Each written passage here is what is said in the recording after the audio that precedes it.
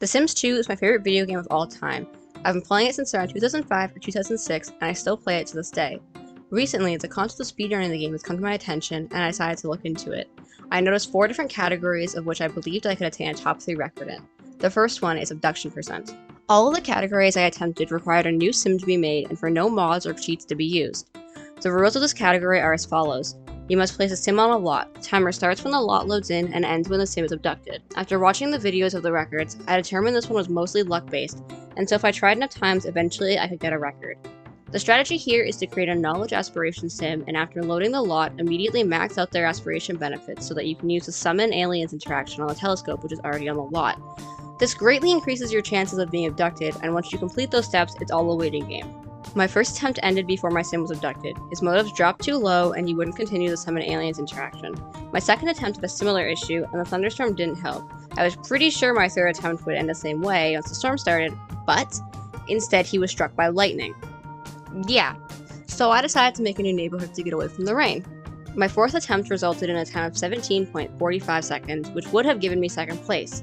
I knew I could get better, so I tried again. My fifth attempt resulted in a shocking time of 7.85 seconds, a full 6 seconds faster than the current world record. First record down.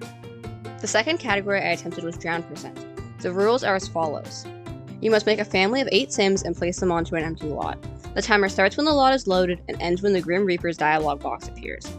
The strategy behind this one is pretty obvious. Make a family, build a pool with only diving boards, and have all sims get in as fast as possible, and then put the game on max speed and wait.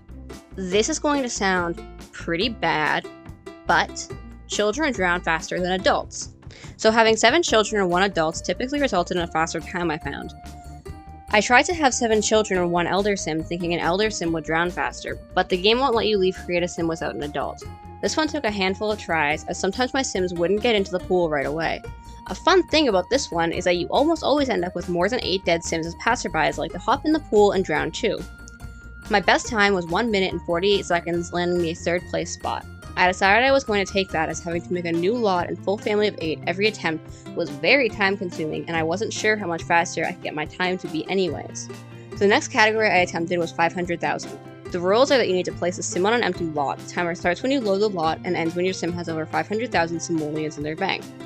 This one requires a minor exploit in the Open for Business expansion pack and some timing. This one took a lot of attempts. Like a lot. Over 20 in total. Almost all because I kept mistiming the exploit. Basically, how you're supposed to do this is once you load your lot, immediately buy 3 counters, a phone, and a cash register.